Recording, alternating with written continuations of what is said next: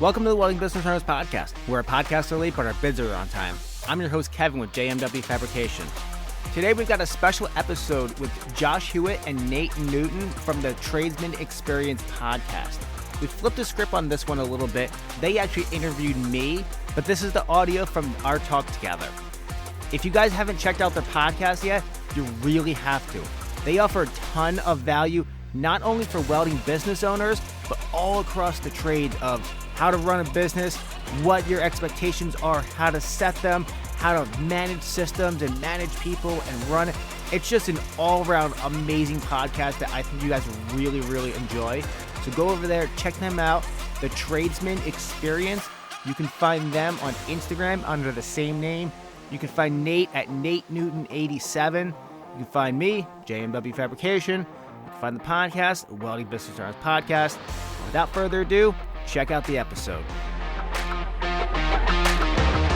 Ladies and gentlemen, welcome to the Tradesman Experience. This is the podcast built by tradesmen for tradesmen. My name is Josh, and in the virtual studios is, of course, the talent, Mr. Nate Newton. Nate, 37 minutes into getting this show on the road. How are you, sir? I didn't have to do shit, so I just watched both of you struggle for half an hour, and it was fucking great. Damn. I wish you looked good doing it, but you're just sitting there. But Jim and I was on. Yeah, she was trying to help us. Oh, Much appreciated. Now. Probably biting somebody in the dick. Just like her dad. Oh, man. So anyway, here's first of all, this is not a welding podcast. I want to be clear before I introduce our next guest. We're turning back the clock a little bit to FabTech up in Chicago, and through several different events, we got to meet Kevin Johnson, the owner of Welding Business Owners Podcast, but also owner of JMW Specialty Welding and Fabrication. And I had the privilege of spending hours with this guy after the CWA event. And immediately I knew, A, I liked him, and two, I wanted to have him on here to share his story. So, Kevin, I hope that introduction pays you some credit that's due. Welcome to the show, man. Thanks, man. I appreciate it. That's perfect. Nailed it. Mic drop. It's over. That's all they need to know. Let's go home. Start drinking. Man, we got a lot of stuff to unpack, a lot of things that I'm excited to hear about. But to just kick us off, tell us who you are. So I'm Kevin Johnson, owner of JMW Specialty Welding Fabrication. Everybody asks what the specialty welding is, and it really, long story short, I was going to do aerospace stuff, but now we do stairs and rails. So, kind of next to each other, not a far jump at all. But yeah, so same exact certifications and everything. Exactly. Yeah, so I started about 8 years ago full time.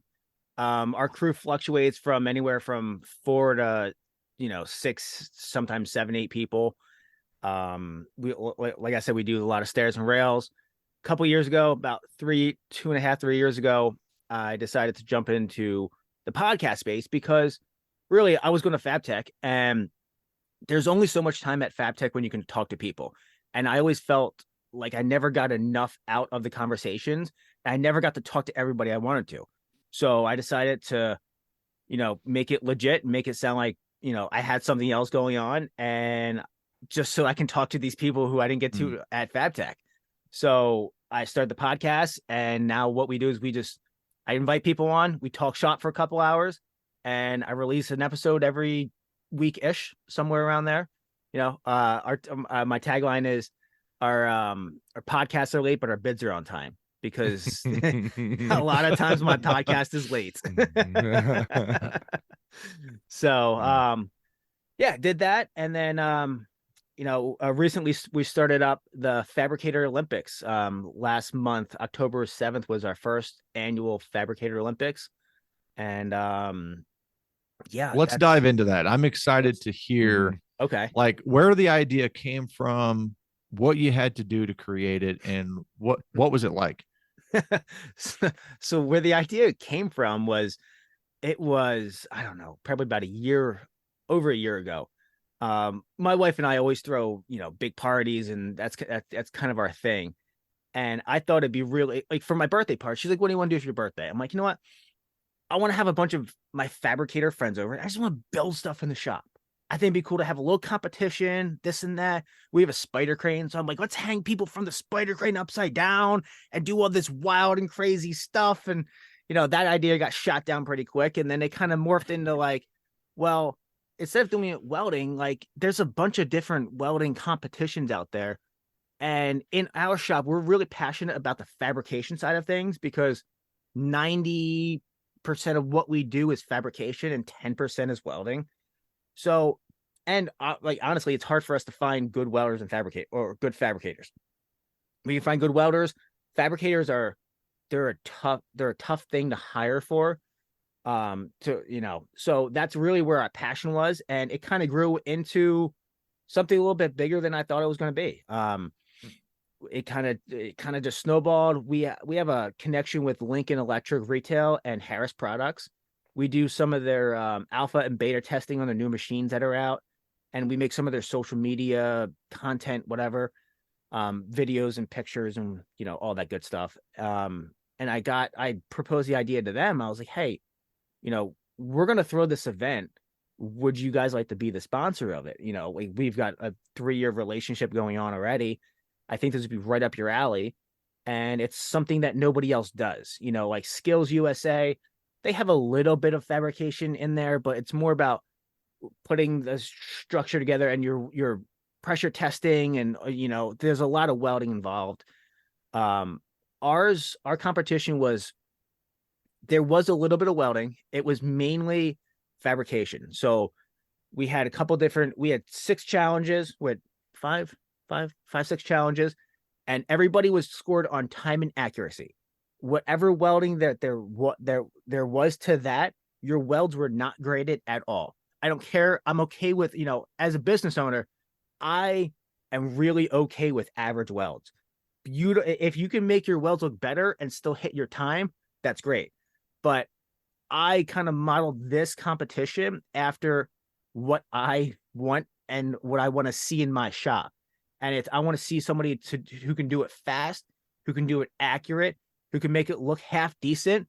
Because if your welds are beautiful and it takes you 3 hours to build a whatever, that doesn't do me any good. You know what I mean? Like, you don't further the business along. You don't help anybody else in the shop by taking too long.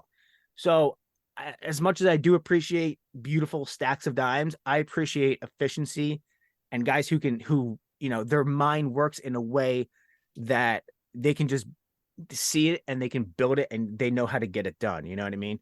So that's kind of what the competition reflected. And so that was October 7th. We had we purposely kept it small because it was hosted at our shop. We don't have a ton of parking at our shop. So I was trying to keep it to like 100, 150 people. And we got just over 100 people there. We had spots for 30 competitors. We had 27 sign up. It's funny because I felt like everybody was a little bit intimidated because nobody knew what the Fabricator Olympics was. So I felt like I had to coach everybody, and they're like, no. I had people like messaging me, I want to do it, but I'm not very good at TIG welding, or like I'm terrible with stick vertical. I'm like, no, guys, that's not what it is. It's a it's a fabrication competition. And well, when I it was explained it to pretty in the dark, right? Like, I mean, you purposely, you didn't give out much information. So I was looking at it like, I'm like, dude, I'll do it next year, but I don't know about jumping into it this year, like, yes, because that is intimidating, right? When you don't know what it is, and it's like, oh, you need to do a nuclear certification with fucking chromo or something. You're like, I've never seen that before in my life. Yep. So, but that I appreciate that about it, but I think your turnout next year is going to be fucking nuts. Because think so too. You've kind of broken the seal on it, right? Exactly. And so it was really tough because I couldn't tell people what we were doing because I wanted good fabricators, not good practicers. Mhm. So like even my foreman in my shop and everybody in my shop, nobody knew what we were doing. Like 2 days before the competition, I had them cutting things that they didn't understand what was going to happen with that stuff. Because I didn't want to put it out there. So with that, you know, it's now that we have the first year under our belt, and we have the content and people kind of understand what it is. Everybody's like, oh my gosh, that's amazing. This is really up my alley. So I'm going to have to switch it up next year. We are in talks with a local school to actually host it there, because I think the turnout is going to be a lot more, you know, for for the 100 people that we had. I say it was a concentrated 100, you know.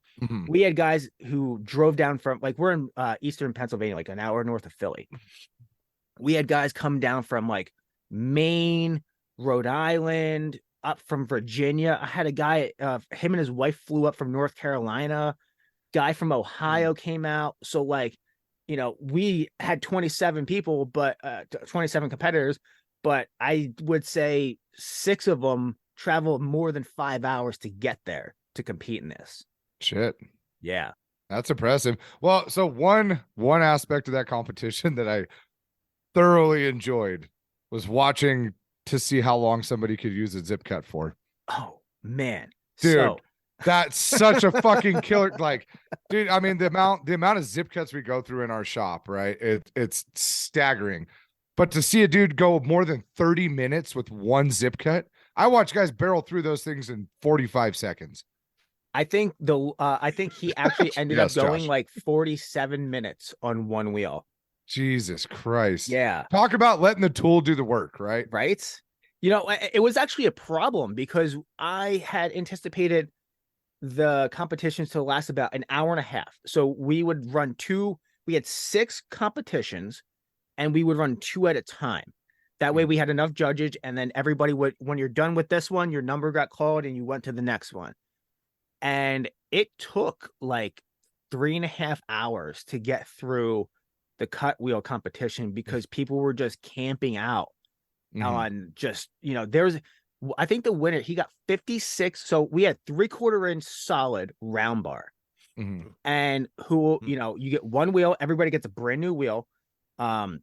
Lincoln really stepped up, and they gave us all the welders, they gave us all the grinders, and like they gave us so much, like basically the entire everything we had in the competition was theirs, and they stepped up huge. So they gave us all the cutoff wheels and brand new grinders. We had a 3/4 inch solid steel round bar, and however many slices you could get out of that. The winner got 56 slices out of one wheel on that. God damn. I just want to play that on repeat in my shop for all of our crew members, you know, like, hey, that's what's possible, you know? Yep. So I think nuts. He got 56 in like under 30 minutes, I believe. So next time we're going to have to put a time limit on it. So the other competitions, let me think. We did one. We had 5/16 round bar, and you had to make an 8x8 square box. Every 16th of an inch out of tolerance and squareness, you got a point, and whoever had the lowest amount of points won, because that theoretically you're square and you're perfect 2-dimension. But the caveat was you couldn't use a tape measure. You had to do it by eye. Oh shit. You know, yeah. Matt, my business partner, Matt, would be the fucking crown jewel of that competition. we call him the gazer beam, because that dude can see a 16th out at 40 feet. Like, he's just yeah. But that's that. Were they allowed to use squares or nope? No, they just had to eyeball the whole thing. Yeah, you had to eyeball the whole thing. Holy fuck. I would have failed that miserably. Yeah. So as some people did, some people thought the pieces of bar that we got were already cut to, you know, certain lengths, and they could just, all they had to do was cut it evenly and make it square. You had 6 extra inches on the actual bar that you had. So you had to actually see where 8 inches was. So it was really interesting to see how people figured out where, like, you know, the 8 inches on it. And so there was that. There was so we had 1 inch flat bar, and whoever could drill a 1/2 inch hole through 1 inch flat bar, the fastest won. And that was strictly on time. So you could do pilot holes, you could do whatever. So everybody got a brand new drill bit set from 1/16 up to 1/2 inch. And whatever pilot bit you wanted to use, you got to use it. That was where the skill came in, where so that you had to know what you could do. Man, you should have seen some people kill these drill bits. There's a guy 20 minutes, just like it, just smoke everywhere. The drill smoking, his bit smoking. He's just dumping oil everywhere. Terrible. I mean, trust me. I have employees. I know exactly what that looks like. So yeah. One of the things in our shop is everybody has to have their own set of drill bits, because I learned really early on that you have to have your own drill bits, because I like, if you don't know how to use drill bits, you can wipe out an entire set of drill bits in like a day, really. Yeah. Well, and so I was a pipeline welder for 12 years, and the responsibility that came along with that was I had to have my own rig. I had to have all my own tools, all my own equipment. And it really fostered this idea of treating your tools nicely. And then all of a sudden you get employees and they don't give a flying fuck about any of your tools. I've watched dudes knock over fucking mag drills off of the table and just be like, oops, and just pick it up and put it back on the table. And I'm like, man, that's not, you just dropped it on the annular cutter too, like onto the bit. And it's like, you get up to a 2-inch bit on a mag drill. Yeah. That's a $250 bit, There's like, oh shit, sorry, bro. Like, is that coming out of your check or what are we doing here? Like, yeah.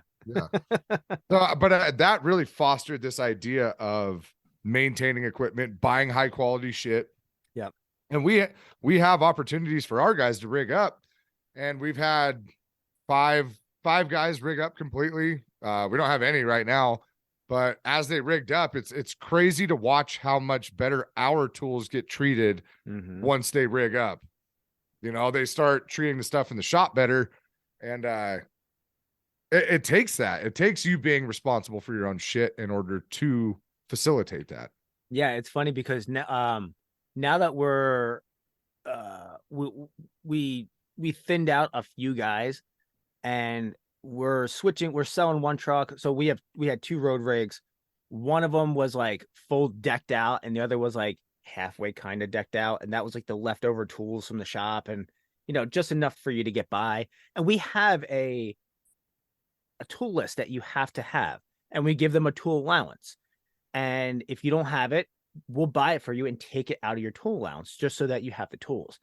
Well, we're selling the one truck, and I took all the tools out of there, and to be honest with you, I'm putting the good ones in my toolbox and I'm throwing the rest out, because I want people to have their own tools.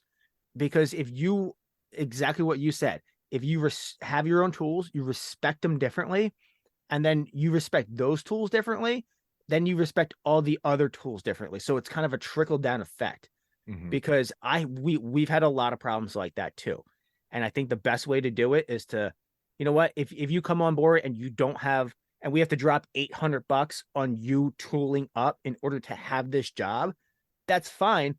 Well, we'll either take it out, like partially out of your check and partially out of your tool allowance. Cause I want everybody to keep sharp drill bits.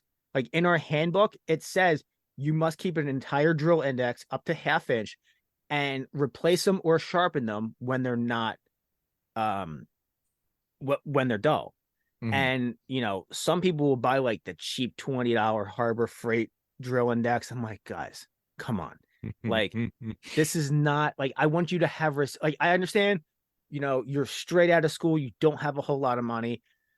Let me just buy you the $100 one and just take care of them, because I want you to, because, they're not going to take care of that $20 set. It's going they're going to get dull, and they're going to go in our inventory and pull the ones that are ours. And then the 1/4 inch bit that they have is never, like, they're never going to have a sharp 1/4 inch bit ever, Right. Well, because we go through like Kimball Midwest, our good buddy Mike Baum, he's our outside sales rep, and he comes in and it's that full index that goes every 16th of an inch is what and we'll go put them out in the shop. They're $250 for these things. They're step up bits. So they're fucking expensive. And we go put it out in the shop, and I always buy like 3 or 4 of them at a time, and I hide the rest of them. But no joke. I put one out there, and 4 days later, I go out and there's 7 missing bits in there.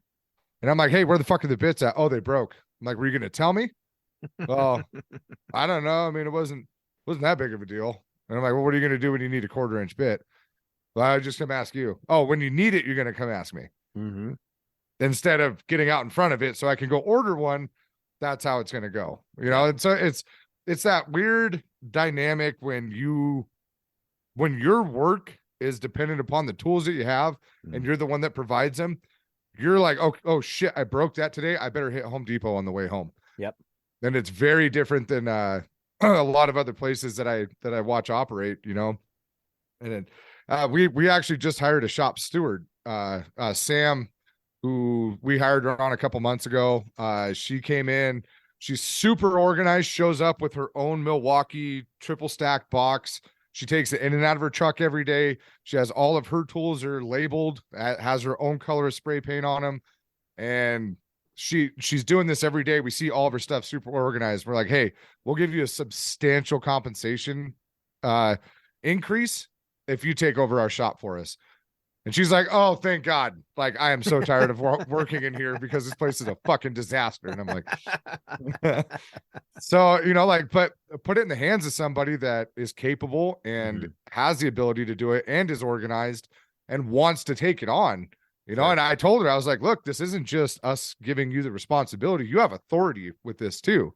If people come in here out of the field and they just start dumping shit in the shop, light them the fuck up. Yep. And if they give you any shit for it, you come tell us and we'll handle it. Yep. So, I mean, and that's, I don't think people understand that you can't just leave it to everybody to do the right thing when it comes to your tools. And we thought that for a long time. And then we realized how much we fucked up by doing that. Yep. So they have to buy their own tools now, but yeah, you'd be surprised for the competition, how many people like just smoked their drill bits. It was actually pretty comical how bad a lot of people were. But then some people were great. They just boom, knocked it right out. Like, I don't know, under a minute, they put a hole in there. I was like, all right, you guys actually know what you're doing, you know? Right. So what was the grand prize for the Fabricator Olympics? So the grand prize was a brand new Lincoln 180i multi-process machine that Lincoln donated, and we put $1,000 cash on top of it. So, you know, I knew this was going to be an issue, so I came up with the judging schedule of like how to judge all the competitions, and I had my mentor, I had Jason Becker from the Art Junkies podcast, and I had a local tech school teacher be the judges for this whole thing, because my foreman won first place. So I had to completely separate myself. So there was no bias there. But yeah, he won the welder, and it's actually still in our shop, just kind of rolling around because he won't take it home because he's a Miller guy. But so yeah, it was great, man. It was a really good turnout. Some of the other competitions were a lot of fun, and we had a couple of vendors there. We had, you know, amazing food, and I think next year we're in talks with a couple other sponsors, energy drinks and stuff like that. And it's gonna be a really good time. I think it's gonna be a really good turnout next year. It was really cool to see a lot of the trade school kids come out to show them what you know, because if you're in school, you do pad welds and you do verticals and you do some practice pipes, but it's the skills that you don't learn in tech school or in your trade school that you're able to see, like, oh, this really matters in the end, you know. Especially the final competition was actually a modification of what we do for our hiring test. So you had 4 pieces of 2-inch square tubing, 16 gauge, like real thin, and they were cut to, I don't know, 17, 18 inches long. You had to make a 15 by 15 square box, miter all 4 corners, and then you had to make a leg out of 2-inch square tube that went on whatever corner you wanted, but it had to be vertical and had to be square both ways, and then that also had to be 15 inches. So that was our final competition. And some people, I mean, I think Dylan got it in like 19 minutes. Also you had to fully weld it around, and then no, you didn't have to blend your welds. In our weld test, we have you sand down all 4 corners like it would be a square tube handrail, because I want to see how your blending is. For that one, you didn't have to do that. It was just straight up welding. And then every 16th of an inch you were out of dimension and square, it added like, I think it was like 10, it was written down, it's like 10 or 15 seconds. And I think the closest there was, Dylan was 19 minutes, Jared was 27, and then the other 3 guys were in the 30, 40, and one guy finished in like 58 minutes. And so yeah, and now that I give that away, I'm gonna have to change it up for next year, but it's gonna be a little bit more complicated next year. But yeah, so that's kind of what the Fabricator Olympics was. It was really more of a showcase for fabricators who have guys and girls who have been in the industry and can put stuff together, cut it, and put it together accurately in a specific time frame. That's I for the kids that came in to check that out, like the plethora of tips and tricks that you can pick up on watching these guys compete against one another on how to do things quickly, effectively, efficiently, like what a leg up for those kids, and it really does show them that because we run into that all the time too with our hiring process. Is people are like, oh, I'm a good welder, and I'm like, okay, cool. We do the same thing. They have to build it's a 10 by 10 square box out of I think it's 2 by 2 by 120 wall, and then they have to blend all their corners down, and their welds look great, and then you let them blend something and they're blending with a fucking grinding wheel. Yeah. You're like, hey, what are you doing? But you can tell they've never fabricated. They've welded, and finding out what people's capabilities are on that fabrication side, God, is that humbling for them. To realize how much they don't fucking know when it comes to fabrication. Yeah, and it's good, and well, I mean, it's good because it helps weed them out. But we've got guys coming in. We just had a guy come in. He had a really impressive resume. He's owned his own business. He didn't like it. He does really precise work. He has AutoCAD experience. Just he was probably in his late 40s, early 50s. I'm like, this is the guy we need. He's got a lot of experience. He went to go build that box, man. It was like he was building a rocket ship. Like he would disassemble it, sand a little bit, and then put it all back together and be off, and then disassemble the whole thing and put it back together.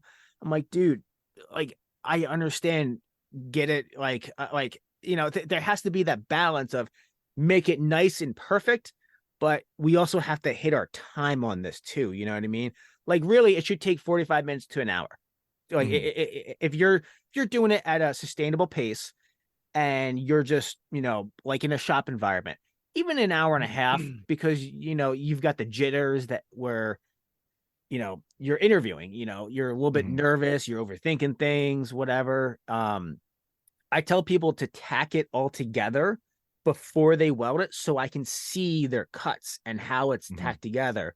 Then I can see, if it's perfectly fit, and it maybe took you an hour and a half, but it's perfectly fit, I can definitely work with that.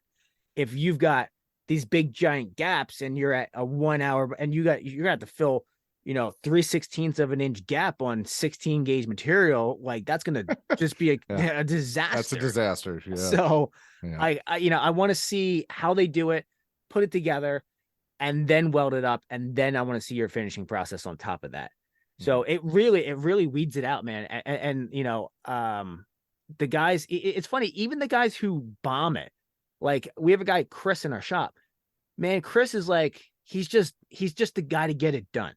You know, he bombed his test. We hired him straight out of school, and he did a pretty terrible job. I'm not gonna lie. Like he knows it. We all know it. It's not like I'm talking smack on him, but he's humble, and he's really eager to learn. He takes directions really well, and he was just a genuinely good, nice guy.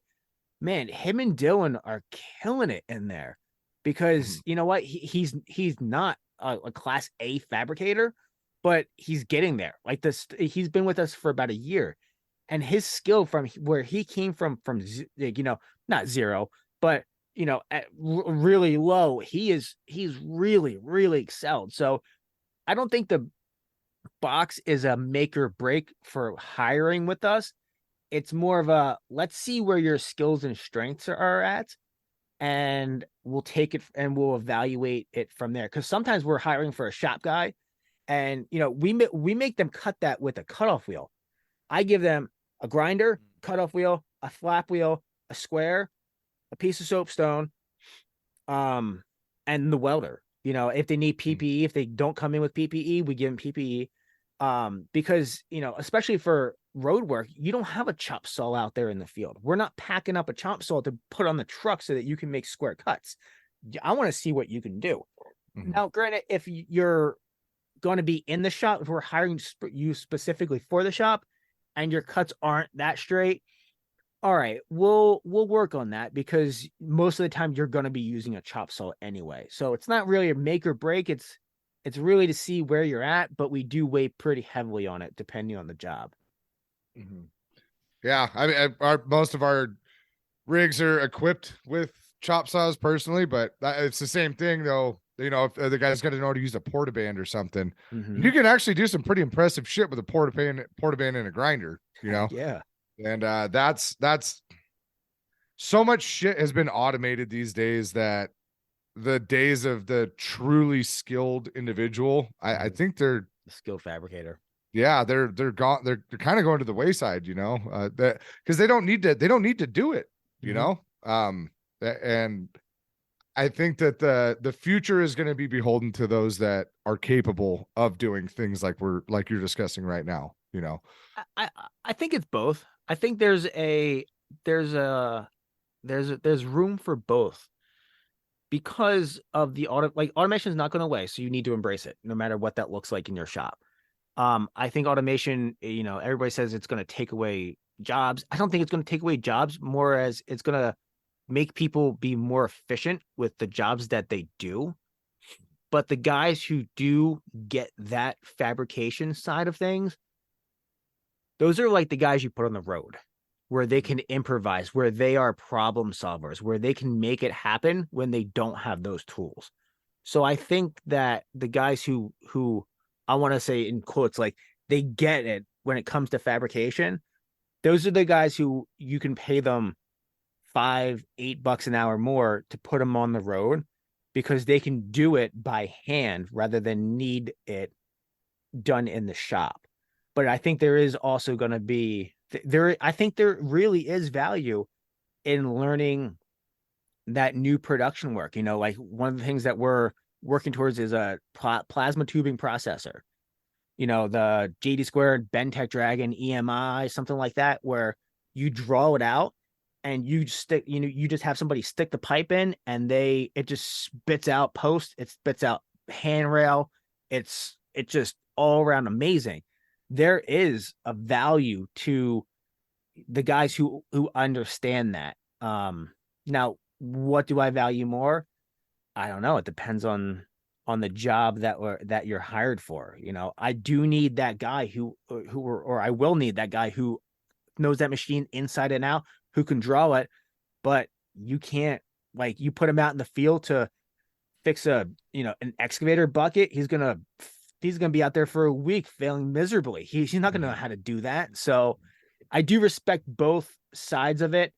You know, coming as a guy who quote unquote gets it, I find myself tending more to respect that, just because it is like the old timer trade, like, and it's what I know and what I understand. So I think I can see both sides of it. But yeah, I really respect the guys who get it, who understand it. And as long as you have a good attitude, man, I'll hire that any day, you know? I mean, a good attitude takes you so fucking far in these industries. I mean, because we've dealt with that, a lot, where especially these younger kids, they haven't really experienced much. They don't know what the markets look like. And then they come in and, somebody's finally holding them accountable for once in their life. And if they have the balls to take that constructively, they're going to do great. But you can always see the little cliques start to form of, people bitching and complaining with each other and, fucking, what they don't understand, I've come to realize, and this is even with the older generations too, there's a huge difference between working hard and struggling all day. That gets convoluted a lot. They're like, dude, I fucking worked my ass off all day. And it's like, no, you struggled all day. That's not hard work. That's just struggling. Very good point.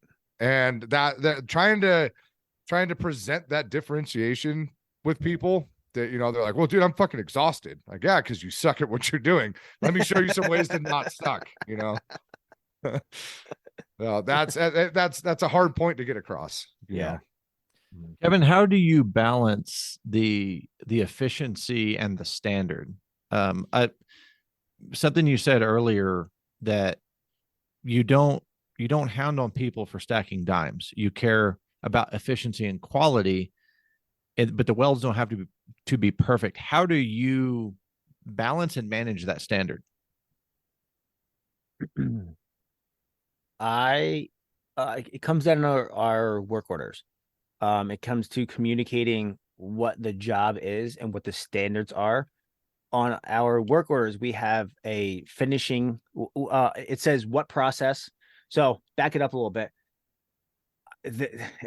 That's been a long struggle for me, because I just think that everybody else understands what's going on in my head, and I need to communicate sounds like a leader, right? I need to communicate that well to everybody else. So one of the first things we did was making up a work order for the shop. Rather than just scribbling down on a piece of white paper and just kind of expecting them to know, I put in there how many hours I bid the job for. We've actually broken that out a little bit more into like this and that, how many hours we have for cutting, to like processing, fabrication. This is for packaging and delivery. This is for, media blasting and powder coating. So I've broken that out. But the standards for the welding and even the finishing is, we have 1, 2, 3, and 4. I tell you, I say what process I want it done, MIG, TIG, stick, whatever. And I had to pull it up. It's 1 through 4. 1 is like grind it down perfectly, no visible welds, like perfectly smooth. 4 is like leave it as is, don't even touch if you have any spatter, don't even touch the spatter because it's going in the ground. Nobody's ever going to see it. So I think that is how I have, and granted, I fall short of that standard sometimes. Even when I do make a work order, sometimes I just don't fill that out because I just feel like it's self-explanatory. And even though it needs to be done, that is my job. My job is to fill out that work order to completion so that everybody knows what is in my mind and how it should be done. These are the hours I expect it to be done in. This is the way I want the welds ground down and the finish. And this is the technique I want done. And this is the media blasting material that I want you to use. This is where we're going to take it for powder coating or finishing. And here's the date I made the work order. Here's the date I need it to be, ready to install. Here's the site address. And that's been a work in progress for a long time. And with having Dylan on board as the foreman, he's really, me and him, the communication with me and him is pretty tight. So even the stuff that I drop the ball on, he knows and he gets and he understands, but he still holds me accountable a decent amount of time. He's like, you know, even for things where like I know he knows, he's just coming to ask me to be like, hey, you forgot this.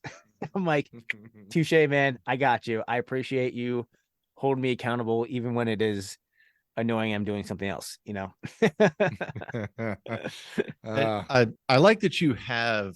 I mean, I could spend an hour just talking about that system, but what I do like is that you're setting clear expectations, because one of the mistakes that can happen, and I think this is personality based, is you can get lost in perfection and you lose the process. Yeah. And when you have to do rework or rebuild, because I call them operating tolerances. All right. So when your operating tolerance is perfection, you never get there. You never accomplish it. And then when there are no clear operating tolerances, like you're talking about, you've got this 1 through 4. You've got all of these processes broken down throughout the steps of the fabrication. It lays out a clear roadmap for people. And what I also like about it is you're giving people the roadmap, but you're still not driving for them. And that's a mistake that a lot of leaders make, is they want to give them the roadmap and they want a hand on the steering wheel. And the more information, and you have to make it very elementary. And I don't use the word elementary to offend anyone's intelligence. You have to make it elementary, because if you don't start at that basic fundamental level of implementation and transfer of information and communication and accountability that you're talking about, you can't grow them. Yeah. So Dylan can look at that and you can forget something, and he already knows how to interpret the rest of the information to conclude what it is that you want, but he's still going to come back to you and be like, hey, what did you want here? And that is fucking beautiful. Yeah. Because what that really tells me is now you have built an individual that is embracing the system. They understand the system. They're representing the system, but they're not allowing the system to fall away. And so they're still holding the standard is ultimately what I'm getting to, right? This big fucking roundabout that I'm talking here. But I wish people understood more how effective those elementary processes and procedures and transfer of information, and how not just elementary, but effective, right? So when I teach people about systems, not just developing a system, but when I teach people about systems, it has to check 3 boxes.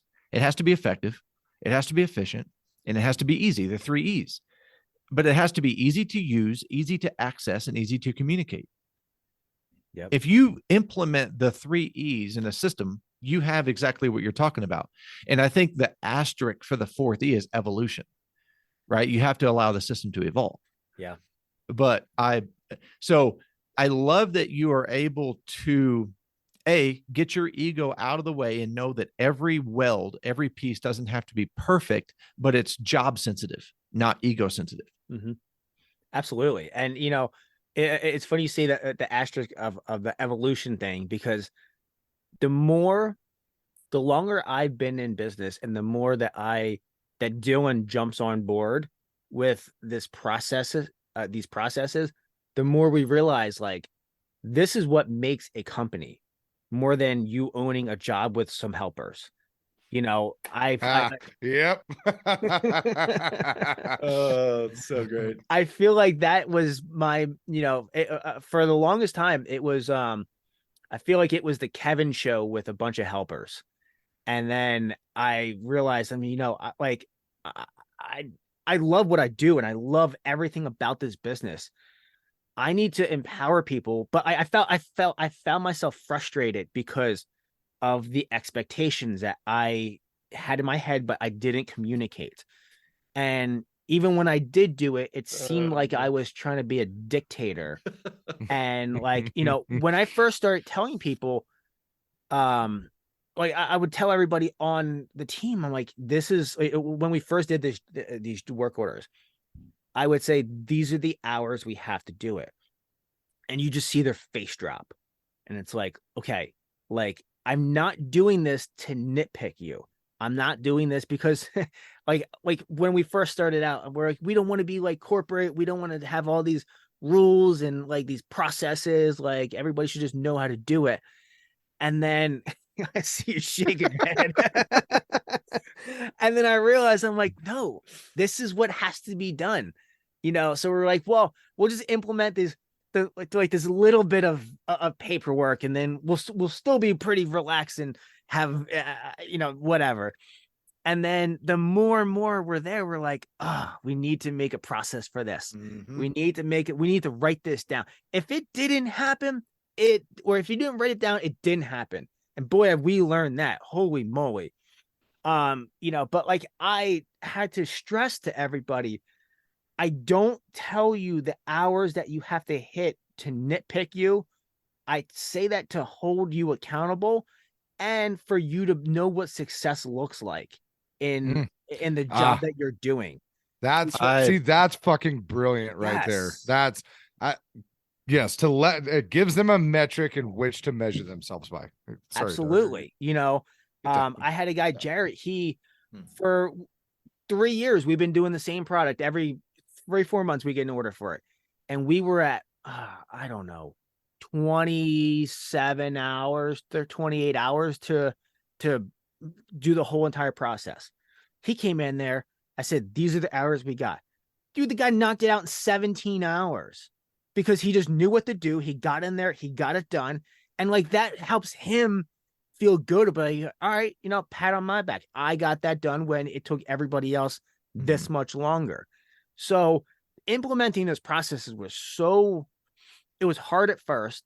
And, and it's also hard when you have to talk to them, be like, hey, where are you at with hours? I hate, and I mean, I don't love any of it yet, but I have to go to Dylan. I'm like, hey, where are we at with hours with this? Where are we at with hours with this? Because I want to, that's me helping him say, okay, because I give Dylan full autonomy for the shop. Like he's completely transformed my shop. We threw 3/4 of the stuff in the shop that we had out. We sold the rest of it. We bought other stuff that was more efficient. And now there's nothing in my shop. And it's great because we have tables, we have workbenches, and we have a couple tools, and we have toolboxes, and we're ready to go. We didn't have all the Kevin projects all over the place, up on top of the pallet racks and everything like that. I bought a sea container. I just put them in the sea container for myself. Yeah. I'm not gonna lie. I'm not gonna say like I'm that great. Like I got rid of them. I got rid of some of them. It's funny because we went to go see Jocko Willink for one of his talks maybe 8 months ago, and he said something that completely transformed my thinking. And it was in a 2-hour long conversation. He just talks to you. It was, disconnect is a superpower. And if you're able to disconnect from what you want versus what the business needs, it is so hard to do that, especially when your entire business was built on, hey, I want this. I've got the money for it. Let's go buy it. And I can justify it as a business expense.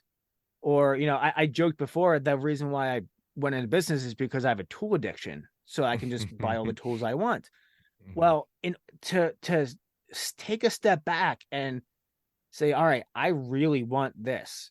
Perfect example is I bought a year and a half ago. I bought a 40-foot, almost brand new. It was like a year old, 40-foot deck over gooseneck trailer. Thing was badass. I wanted one forever. We need it for a job. I went out and I dropped the money on it because I wanted it.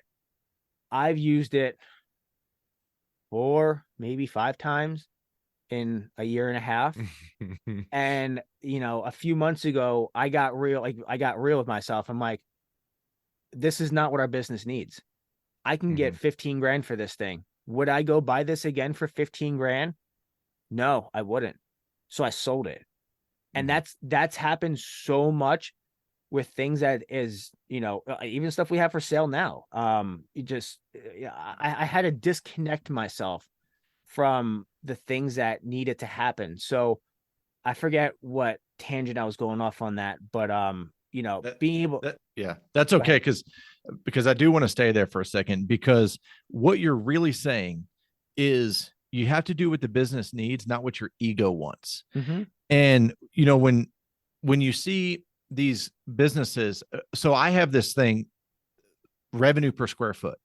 I'm a fucking monster about revenue per square foot, because people buy these locations or these buildings because they want more space, and instead they need to do exactly what you're talking about, right? It's not about what they want, it's about what the business needs. People buy tools, people buy vehicles every, once or twice a year. They spend all of this money, and it's not what the business needs. It's about what they want, and it's about their financial ego and their status, because what they want is they want to be able to walk across the street and feel sexy about how their business looks to them, instead of the operation, the processes, the team, the value of the people, the profits that they're operating with. Instead, it's like a fucking Instagram filter, right? They want all of this sexy hanging around. And so how you said that happened 8 months ago. How much do you still struggle with that? Every day. Oh my gosh, Facebook Marketplace? You kidding me? That place is a fucking nightmare. It's like you jump on there and you're like, dude, you can get that much for that? We've been at this for 7 years now. And it's like, do we still have some of the equipment that we had when we started? Yeah. It's easy to go out and buy brand new shit, and then you buy it and it just fucking sit. We bought a tubing bender from Rogue Fab, badass tubing bender. We've used it once. Are we living the same life? I bought a JD Square Model 54, hydraulic, everything like that. I bought it used. The guy built 2 or 3 race car chassis with it and then sold it to me. I bought it. I was like, I needed it for this one job, and we used it for this one job. And man, it sat in a sea container. Then we moved it into the shop, and now it sits in the shop and collects dust because we just don't use it. And will we grow into it? Yes. It's definitely something that it's pretty easy to use, but it's just for now, really, it's our drawing capabilities to be able to figure out like the radius and how much you need to do with it. It's not that hard to do it, but I'm on the same page with you with that, man. I mean, we bought like the full die kit, for all the DOMs, all the schedules of pipe. The only thing we've ever used it for is for 12-inch returns on ADA compliant grab rails. It's a fucking $2,000 piece of equipment that we could have built those with. We could have bought 90s, from McMaster Car or something like that. For $7. Yeah. It's ridiculous. The kind of shit that, you're like, oh, we could use this. This is what we could do with it. And then you never actually pursue the work with it. You're going to do the things that already make you money. Yeah. And you're like, oh, well, we could do this. We got out of off-road completely. We used to do a bunch of off-road shit. You were talking about having projects eating up space in your shop. We were in like an 1,100 square foot shop when we started. I had a rock crawler parked in there for a year. It was his. It was mine. Yeah. It made us zero money and just occupied space. I had I bought a 70 Chevelle. And I had it sitting in the middle bay, which is like our middle bay is the one that's like always open. I had that sitting there for like 3 months, man. It just collected dust. And I'm like, well, I refused to put it away in storage unless it was running and driving. And it sat there it might have been more than 3 months. It might have been like 4 months. And, but yeah, like everybody worked around it. Nobody could put things on top of it. And it just sat there. And it was the Kevin show with his helpers for a long time. Yeah.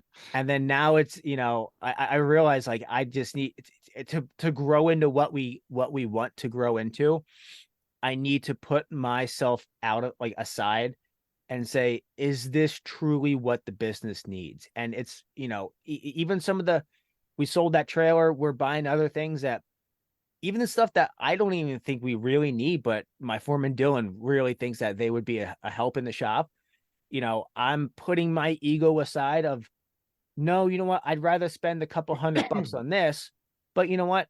I think it is valuable to, if I want him to own this shop like I want him to own it, I need to buy him the things that he wants for the shop.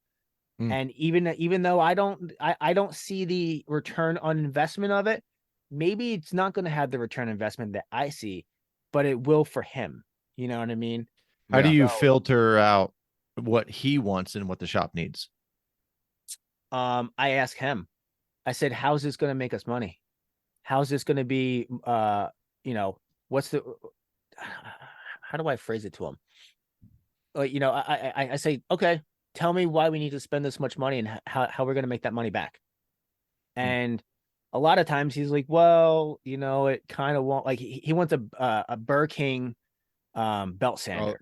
This is like $4,000. Yeah, $2,000, $3,000, $4,000. I'm like, all right, cool. I said, help me understand how that's going to pay for it. We have a belt sander. It's a piece of junk. I got it out of the scrapyard. I put a new motor on the thing.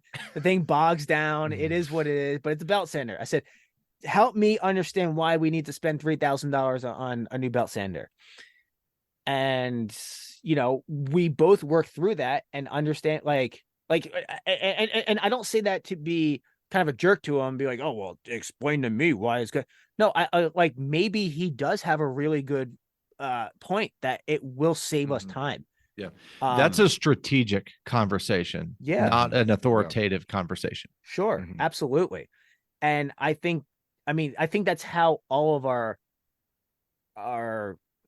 almost all of our conversations is because I want Dylan to have the buy-in, and I want him to run this shop like it's his, because I wanted him to run it like it's his, because he's got the skill, he's got the ability, and he's a really valuable person. He's a valuable team member. He's a valuable foreman. He's a valuable friend, and I want to respect that in him. And I wanted to build. Our tagline is "Not your ordinary welding company," and I want to have a company that's not your ordinary welding company. I want to, people aren't coming in late. The culture is you show up 10, 15 minutes ahead of time. Everybody knows each other. Everybody's friendly to each other. Everybody relatively gets along. And, that's the kind of company that I want to own. So I need to figure out how to facilitate that. Well, I think that it's brilliant that you allow him to take ownership of the shop. And like you said, it's his shop. You're not the one out there every day dealing with the shit, dealing with the people in the shop, dealing with the tools and equipment. You empower him to do things the way that are going to be the most effective for the company. Right. And that's ultimately by giving him that freedom, you're allowing him to take care of your company. And we've done that with Sam, who's our shop steward. We gave her a credit card. We're like, here, this has an $8,000 limit on it. If it's anything over $1,000, we have to have a conversation about it. But buy what you need. I'm not going to go out there and nitpick what fucking grinding wheels you're using. Get the shit that you guys want to use. We support that all day, and just that little bit of empowerment really gives people the ability to shine, And I appreciate your thought process on that, of like, hey, it's your shop. Take care of it as you see fit. It's not even just Dylan, it's everybody. Okay, you like this kind of cutoff wheel. Tell me why you like it. We'll buy it and we'll try it out. If you want to use it, cool, we'll buy it for you. Oh, you think that we should do it this way? All right, tell me why you think, I'm real specific with Dylan because he's my right-hand man, but I do that with everybody. I help them work through it, help them to, come up with your own explanations or your own, the answers to your own problems. I say I do it a lot, but I think I need to do it more of don't come to me with the problem unless you've got two solutions. And because I want to hear your thought process of how to fix that. I want you to think on your own one step ahead before you come to me and make me your easy button to fix it. I want you to figure out, and I say do you listen to our podcast like all the time? Because it's fucking funny that all this shit that Josh says, it's literally coming out of your mouth verbatim. So well, it's funny because I think I only started to listen to your podcast maybe about 6 months ago, and then I kind of dropped off a little bit because I stopped listening to things during the day, and then I kind of tuned back in right after Fab Tech actually. But yeah, it's funny because everything that you guys talk about is like the dialogue that goes on in my head, but it's just like, oh my gosh, they're just talking about what's going on in my head. This is amazing, for not being a welding podcast. This is great. Oh, I fucking love that. So I'm going to share two short stories because you brought up Jocko. And back in 2000, probably 14 or 15, I attended their very first muster. Nice. 001 in San Diego. And it's something I will forever be proud of as being a plank owner for Echelon Front. And he is the one that taught me about the easy button. And the second story is I could probably list out 6 of the most significant pivoting moments in my business, and introducing the idea of the easy button and the solution to my team was one of them. And I got back from that conference because we had team meetings every week. And by this point, I think I had 10 or 12 people on my team. So everyone's in there. And I explained to them this easy button theory. And it was great. And it was a testament to the culture that we had. They laughed. They literally laughed when I told them that I was being the easy button for them, and they recognized it. But I also introduced the concept. I said, so moving forward, anytime you bring me a problem, you have to bring me at least one solution, period. And that had, such a significant impact on how my business operated. Because what I learned is they weren't relying on me for the answer. I was not empowering them to think. I was enabling them to rely on me for the answer because it was simple, because it was easy. And in the few, 2-3 years following that implementation, I had one conversation, and it was one of my young guys. He was like 20, and he called. He said, "Hey, boss, you going to be at the office?" I said, "Yeah, I'll be here." So he comes in, he walks into my office, and he says, "You're going to be mad at me." And I said, "Okay." He said, "I have a problem and I have no solution." And I laughed, but the fact that he took that so seriously, that he was ready. He was prepared to take an ass chewing because he didn't know what to do. Now, this kid had been in the HVAC industry for like 9 months. He didn't have the experience to have every solution, but it wasn't about solving the problem. It was about embracing the culture and the concept of I need to have a solution. And it's one, man. So it was one of the greatest, again, significant moments, pivoting moments in my company when I stopped being the easy button. Here's the last part, because this is what it did encourage. And Robbie always comes to mind when I think about this. See, if they were in a tight spot and they would call me, Robbie would call me. Let's say he was on the rooftop of a hospital working on an 80-ton unit. And he would say, "Hey, I need an easy button." I'm like, "What's up?" "Hey, I've got this, this, and this." I'm like, "Check this and this." He's like, "Okay, bye." Right. But I understood that I didn't need to manage him in that situation because he didn't have any of the resources, including time, for us to have a conversation about, well, tell me what you think we should do. right? There are situations that you have to manage and balance that. And when they prefaced, and when he would say, I need an easy button, I knew he wasn't fucking around about it. Right. But well, I think, Josh, I think that the part we need to understand about that is that you're a resource, not a solution. Right. And I think once you look at it in that lens of like, yes, I can help, I'm not going to fucking do it for you. Right. And I think that's, as business owners, that's the hardest hurdle for us to jump over. Cause I mean, we all started off doing the fucking job. Yeah. Right. And then now all of a sudden you're trying to lead these other people to do the job that you did, and they're not going to do it as well as you did it, you know? And that's, it's so easy for us to jump in there and go, no, it's stupid. This is how it's done. That gets nobody anywhere, you know? You can accomplish the same thing and be like, explain to me what you did here. Right. Yeah, exactly. What was your thought process with this? Right. Well, and it's one of the reasons, you know, that I'm an advocate for the walk me through your plan process. You know, back to the system that you have, the 1 to 4, the you know, everything, you can still take that information, because the walk me through your plan, and the walk me through your plan is not about always hand holding or micromanaging the process, but it's about teaching people how to look through the project. And if I give them the steps and you just tell them, say, hey, look over this project, look through the steps, come back to me in 5 minutes and walk me through your plan. I want to know the how, right? Because you've given them all the what, you've given them the when, you've given them the why. It's their job to develop the how. And when they bring that back to you, now your job is to bridge the holes in their plan.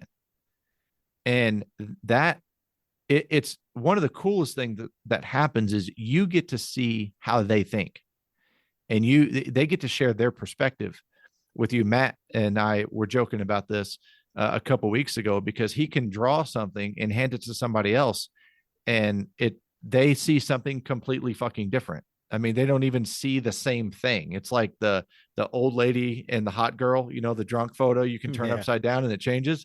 Like it's that different. So when you encourage the communication and the conversations through the system implementation that you have, it builds trust, it builds transparency, it builds perspective, and that you're also building them to be able to, again, see through the project and make better decisions. Yeah, absolutely. That's huge on our part. I had an input on that, and I completely just lost it. When you said because when I start talking, I don't stop. the flip over thing. I was like, I remember that. Gone. I promise I had some valuable input on that, but it's not here anymore.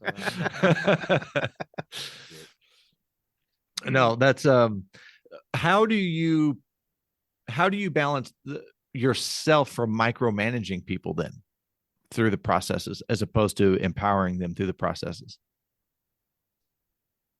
That's a constant struggle. I find myself saying a lot, I don't mean to say this to micromanage you. I hear those words comes out of I hear those words come out of Matt's mouth almost every day. Hey, not to micromanage you, but you know, yeah. So I love it. Sometimes So I even flip it back onto me.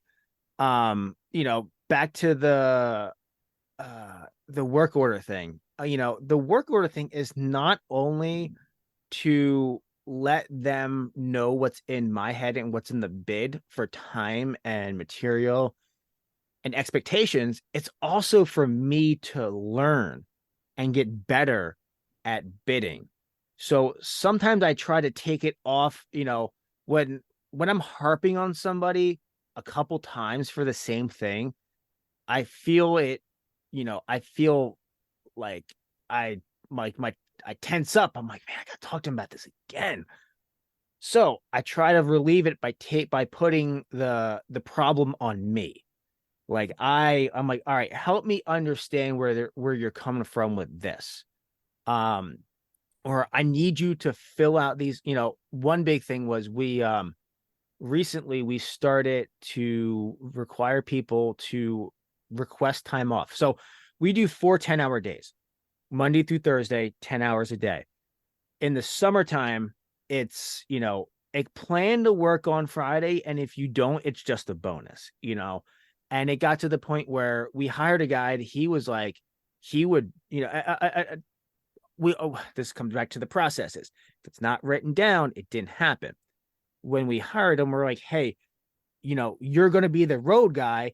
You're going to have to work long hours, and most likely you're going to have to work Fridays. But our work week is Monday through Thursday. If you really need off on a Friday, you need to tell us and let us know. Well, there was a lot of times where he couldn't do overtime. He's like, hey, man, it's 5:30. I got to go. Or I have to leave. It's 5:15. I have to leave. I'm like, why?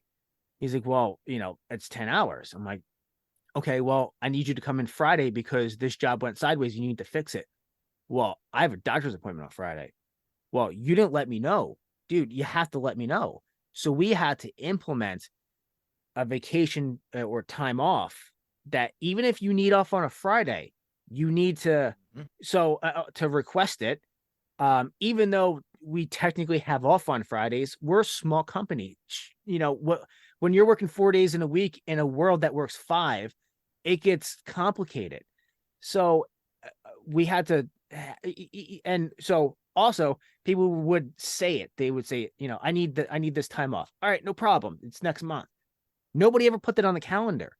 We hired a guy. He's like, I have off on this whole week. I can't work. Cool, no problem. Nobody ever put it on the calendar. I have him scheduled out all next week, working with other people in conjunction with them so that his stuff is done so they can work and this and that. He's like, oh, well, I'm not here next week. I'm like, what do you mean you're not here next week? He's like, yeah, I told you when you hired me on that I have off this next week. Nobody ever put it on the schedule. So now, we have to request. So implementing the time off request was it felt very quote unquote corporate to me but I had to reassure to everybody, look, we're not micromanaging you and we're not like trying to put restraints on you or constraints on you, because this is why it happened. He requested off. I didn't put it on the calendar. Dylan didn't know about it. Melissa didn't put it on the calendar. It's our problem. So in order to make this run more smoothly and to not have these awkward, like, well, I told you, well, I didn't remember you telling me, blah, blah, blah. Just write it out. Write it out. Say why you need off. Not that it really matters. We actually have a need off or would like off. So it's like, all right, well, my girlfriend wants me to go to a picnic and I'd like to go. Well, he would like to go. So, that's kind of a. How often they actually use that would like to box though? Actually they do. They do. Oh, no shit. Yeah, they do. They're pretty honest about it. They're like, hey, like I would really like to go with my friends to this thing on this Friday. Like, I know it's a month away. And I think they've always gotten off every time they even said they would like it. But I brought it back to like, hey, this isn't to constrain you. This is so we're held accountable, because on that paper, whoever signs off on approving that is responsible for putting it on the calendar. That way, if it falls through the cracks, it's on that person. So that was one of the things where, it was a tough rub, because we were in the middle of like, so like the one guy had to keep taking off a lot, and it was a hard rub for everybody in the shop, because we were busy, we needed him, and then things fell through the cracks. So that's kind of the way I try to not micromanage but empower them, because is by explaining to them the why behind what we do, rather than just you need to do this and this is how it has to be done. So what you're describing is getting buy-in. And when you're looking at systematic operations and implementations, there's 2 boxes that you have to check to get buy-in for implementation. And what you're discussing is the first one, is why. They need to know why it exists. The second box is they need to know how it benefits them. And if you can answer those two questions, you can check those two boxes. You now have buy-in. And That's because it's a really good point. Because if it's to benefit the company, they don't give a shit. It's your company, not theirs. Exactly. I don't care what your fucking culture is. Okay. Because the moment that you start imposing operating systems on them to strictly benefit the company, you now have a corporate feel. Yeah. So to maintain the culture, they need to know why it exists and how it benefits them. Well, and I think that's so huge with this younger generation. You know, they're not motivated by money. They're not motivated by bonuses and shit like that. It's time off. This younger generation really gives a fuck about their time off. And whether that's paid or not, you know, that's a whole other story. But, you know, they have life experiences that they want to go engage in. And you have to be able to provide that for them. And, you know, we run into that with guys before where it's like, hey, we gave everybody a heads up, like, hey, we got a lot of shit firing off all at the same time. Keep your schedules open. We got to go. Well, like, you're probably going to be working 6/10s. And then I'm like, hey, I'm going to need you here on this project on Saturday. I'm not going to be there. What? I asked you to keep your schedule. And the guy ended up quitting over it. You know, he was like, you know, because we pulled his bonus from him afterwards. And we're like, hey, dude, you don't come through. Well, then we're going to have to, you know, we're going to have to pull your bonus from you. Oh, well, then I'll go find somewhere else. But it was all about the time off. And I think you having this very systematized way of being like, hey, we'll give you the time off, but we got to be able to schedule around it. You know, that's huge. Being, you know, it's like, hey, it's not on the paper. It wasn't on the paper. It didn't fucking happen. So, yep.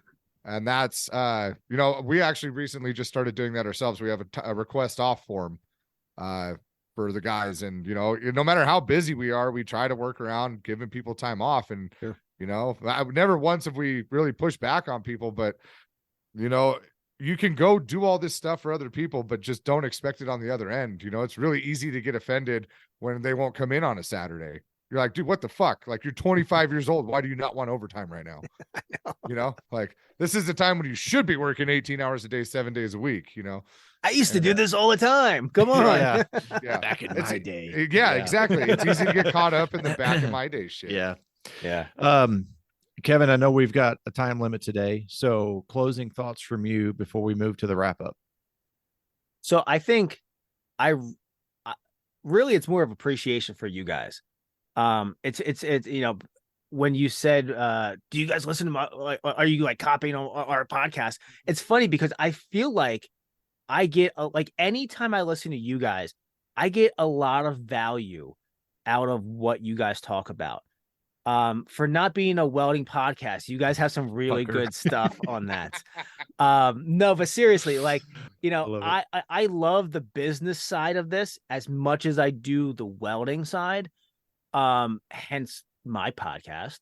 But I really, you know, both your guys' input is super valuable, and I really appreciate how you guys like aren't like, you are the Tradesman Experience podcast. Your value, you know, we joke of that, you know, about the welding podcasting, but it spans so great over so many different, not only trades, but it's just business in general. Like, the advice that you and advice and experience that you guys have, it spans over such a wide array of things. Whereas mine's a little bit more narrowed down to the welding side of things. I get a lot out of you guys, and I appreciate all that you guys do.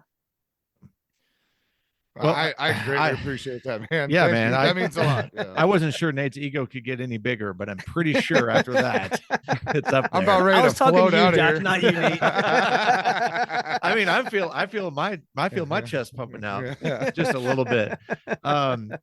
Dude, I mean, we could go. We could. I feel like we're so short on this, man. We could go for like we have to do a couple more episodes on this, because I feel like I agree. We just started rolling. We just started getting into it.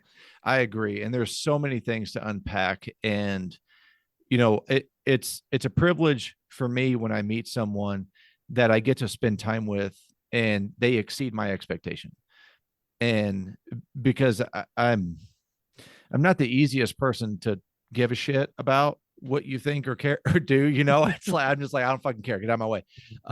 But man, you know, getting to hang out with you in Chicago, getting to, you know, to have this conversation, like, God damn. I mean, we could have a podcast together and we could do this shit every week and it would just be fucking fire.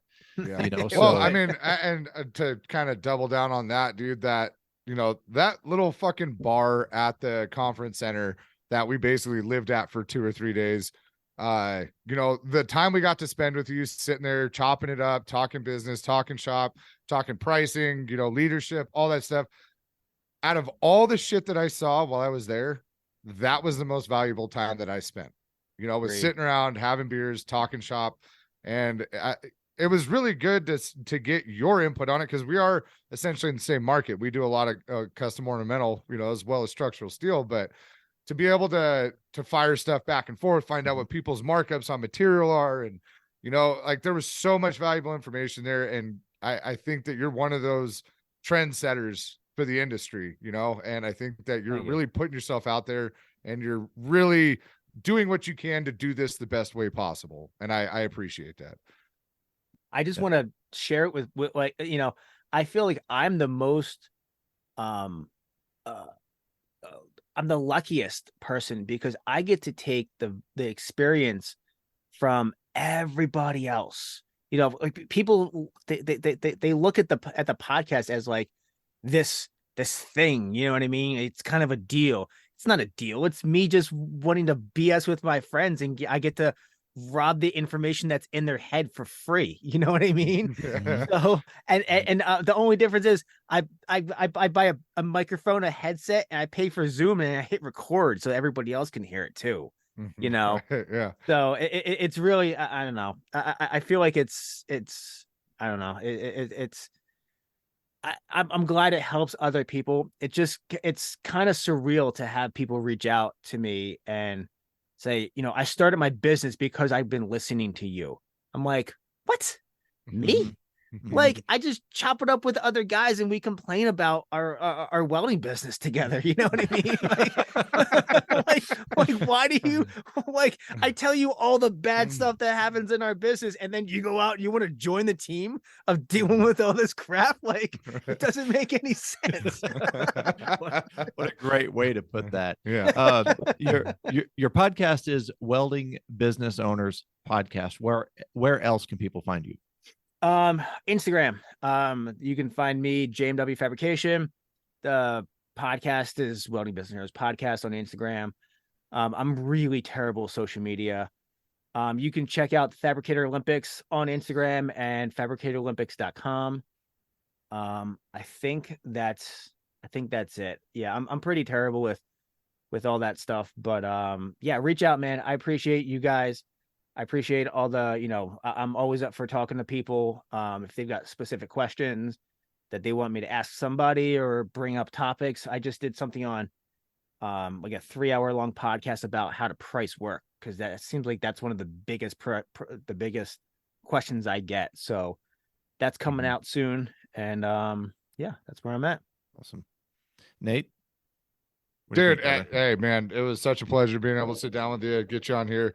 I'm excited to come on your podcast next week, and yeah, you know, let the tables turn a little bit and actually talk to somebody that is a welding podcast, you know. So I tell you what, if there's one person on this planet that gets put through the strainer every week, it's Mr. Nate Newton. Let me tell you, because he sits at the other end of this podcast table an hour to 2 hours before we record, and he gets full benefit, as I like to say. I get 2 hours of coaching for free every week. So true. Kevin, dude, thank you so much, man, for being on here. It's a true privilege. Thank you guys. I really appreciate you. Go check him out. You can find Nate on Instagram at Nate Newton 87. I am on Instagram at The Tradesman Experience. Email is thetradesmanexperience@gmail.com. Website's thetradesmanexperience.com. And the YouTube channel is The Tradesman Experience. Thank you so much for spending this time with us. Get out there, get shit done. Be proud to be a tradesman. See ya. Well, that's it for this episode, guys. If you guys liked it, please go on your podcast player and give me a 5-star review. That really helps us out. Really go over and check out The Tradesman Experience. Check out all their back episodes. They have a ton of them. I'm telling you, you guys won't be disappointed. You'll get a lot of value out of it. I promise you it'll help you in your walk as a business owner. Check back next week for a brand new episode that we got coming up. Until then, get out there, get it done, and get it invoiced.